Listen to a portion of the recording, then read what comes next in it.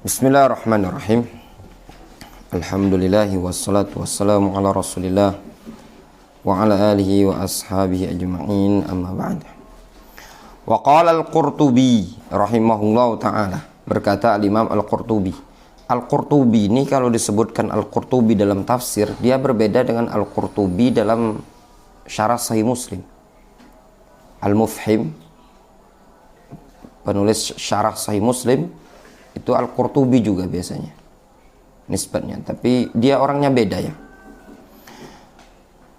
Al-Qurtubi ini dalam tafsirnya, tafsir Al-Qurtubi namanya Jami' Ahkamil Quran.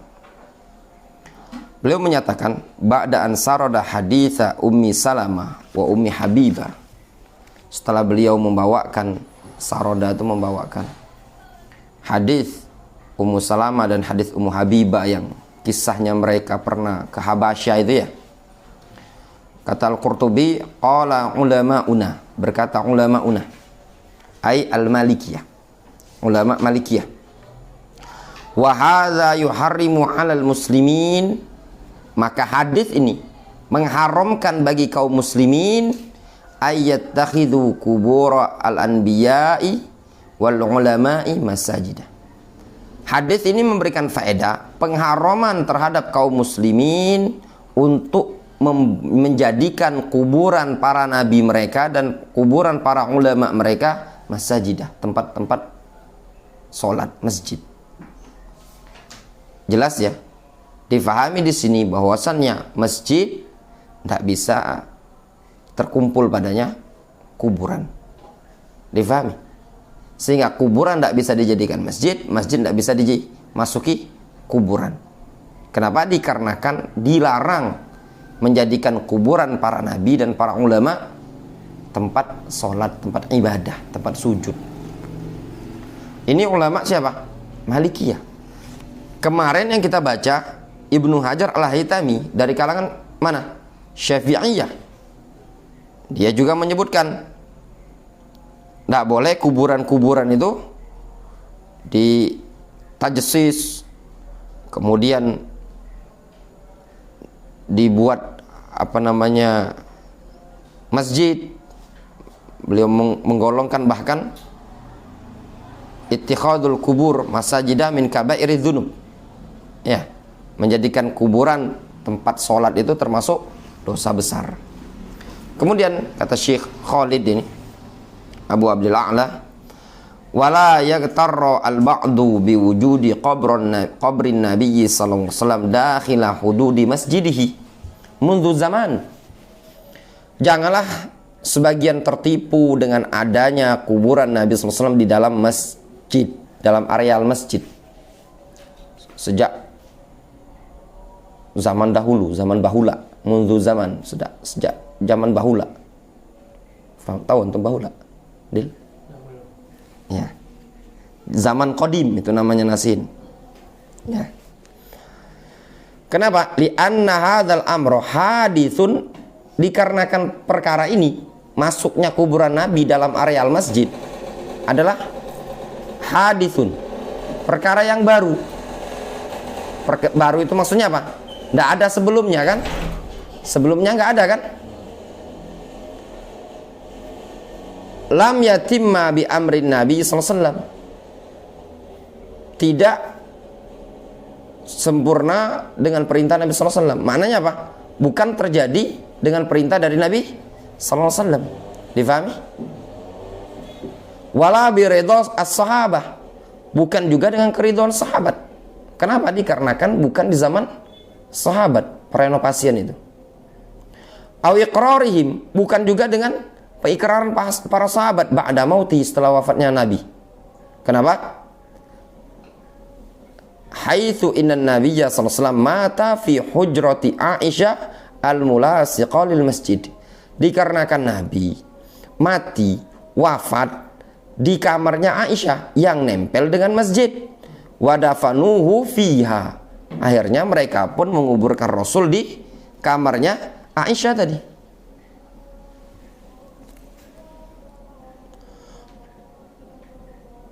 Qala Tirmidzi, Berkata At-Tirmidzi fil Jami'. Jami' di sini jami' apa namanya nasihin? Kitab apa namanya Al-Jami' ini?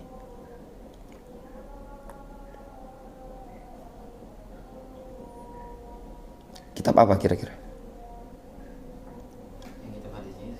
Apa namanya? Sunan Tirmidzi ya.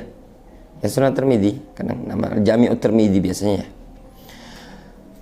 Haddatsana Abu Quraib. Qala haddatsana Abu Muawiyah. Abu Muawiyah siapa?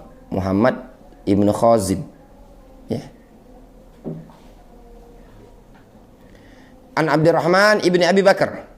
An Abi Mulaikah. An Aisyah radhiyallahu anha. Qalat.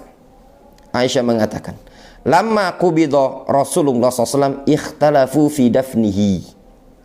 Tatkala Nabi SAW dicabut nyawanya, dalam artian wafat, qubida itu, mereka berselisih tentang tempat pemakaman Rasul. Faqala Abu Bakar, lalu Abu Bakar mengatakan, sami'tu min Rasulillah SAW syai'an ma nasituhu. Aku dulu pernah mendengar dari Nabi SAW sesuatu hadis yang tidak aku lupakan.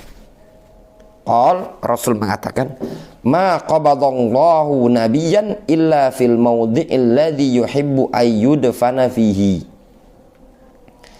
Tidaklah Allah mencabut nyawa seorang nabi melainkan di tempat yang Allah mencintai untuk dikuburkan di sana. Difahami? Maknanya tidaklah Allah mencabut Rasul itu di kamarnya Aisyah, melainkan apa? Allah mencintai, menyukai agar Rasul dikuburkan di sana.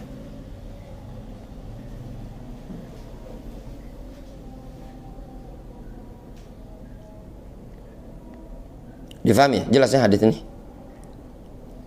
Kemudian Abu Bakar mengatakan, idfinuhu fi mawdi'i firashihi.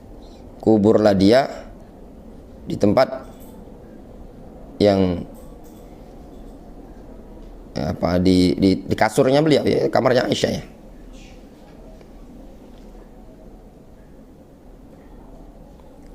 Jadi di mana para nabi itu diwafatkan, disitulah Allah SWT menyukai untuk dikuburkan.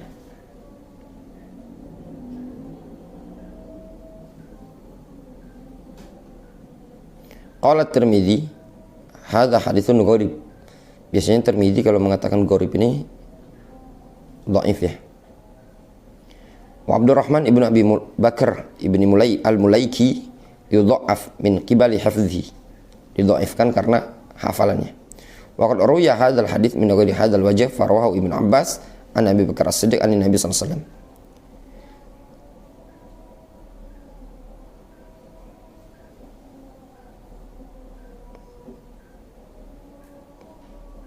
Itu ada hadis juga, hadis Aisyah ya. Inna madfina Nabi sallallahu alaihi wasallam fi madja'ihi inna Abu Bakar qala sami'tu Rasulullah sallallahu alaihi wasallam yaqul innahu lam yudfan nabiyyun qattu illa haitsu qubidah. Ringkasnya hadisnya disahihkan Syekh Albani ya di bawah itu ya, dengan jalan-jalannya ya. Intinya hadisnya disahihkan. Al hadits sahahu Al Albani li syawahidihi. Intinya sahih ya. Fadufina fil hujrah. Lalu Rasul pun dimakamkan di kamar tersebut.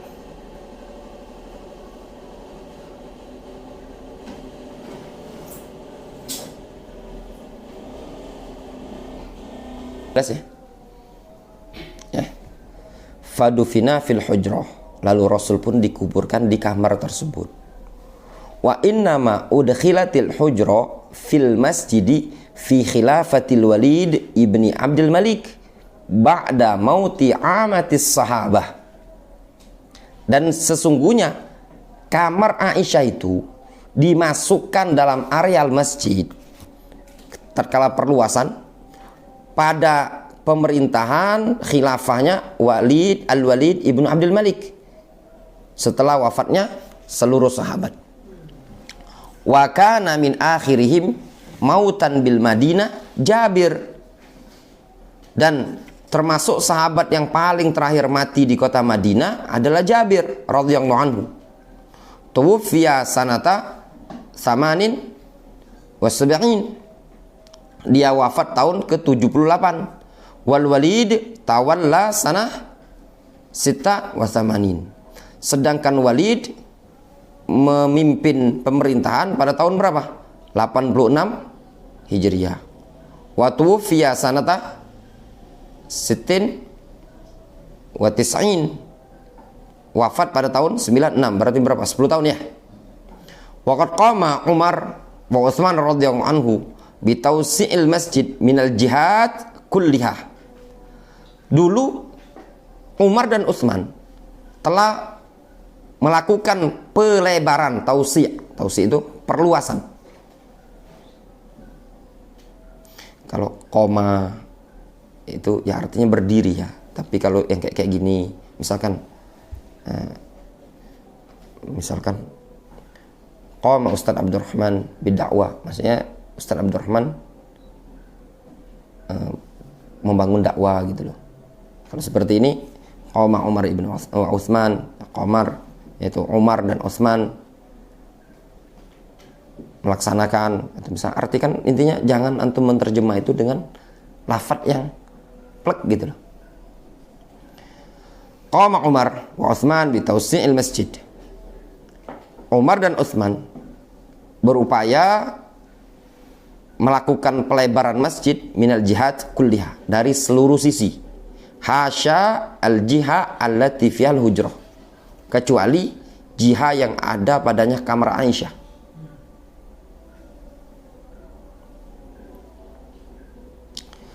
Dia tuh gambarnya gini. Ini Masjid Nabawi ya. Nah, lebih kurang ini kiblatnya ngadep ke kanan ya. Kiblatnya ngadep ke kanan. Nah, kubur aku lebih kurang di sini lah posisi. Nah, ini anggaplah buku besar ini masjidnya, masjid. Nah, ini kiblat ya, kiblat. Nah, kuburan tuh di sini. Ini ndak jauh dari kuburan ini, udah pintu. Tapi posisinya gini, nah, ginilah posisinya.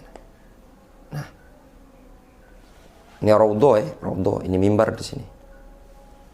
Nah, orang tuh kalau mau ziarah ke pengen sholat di raudhah itu, masuk dari belakang di sini. Ini kan kuburan, mimbar kan. Nah, sholat di sini. Biasanya dari sini langsung keluar ke sini pintu. Jadi kalau sudah sholat di raudhah, biasanya orang maju ke depan, lewat kuburan, depan kuburan kayak gini kan. Kuburan tuh ini misalkan, jadi lewat sini kan, sini, karena ini pintu keluar. Misalnya mengucapkan salam, Assalamualaikum ya Rasulullah, langsung bablas. Dan jadi dari sini ke sini tuh pintu. Tergambar untuk pintu masjid kan, kanan kiri kan, itu tadi. Jadi kalau misalkan anak ngadap ke situ, pintu tuh kubur Rasul tuh sebelah kiri kiblat. Nah, di sini tuh ndak ada orang ada batas berlapis-lapis kuburan tuh. Jadi memang ada kotak kayak gini. Dan itu dilapisi. Orang pun ndak bisa sholat depan kuburan itu. Dihalangi. Jadi ini memang agak depan. Kalau digambarkan ini yang Utsman itu membangun, merenovasi seluruhnya, berarti memungkinkan di zaman Utsman dia renovasi bagian belakang, samping kanan tadi, tapi samping sini enggak. Nah, ketika di zamannya Al-Walid Ibn Abdul Malik, barulah dimasukkan kuburan tadi di dalam masjid.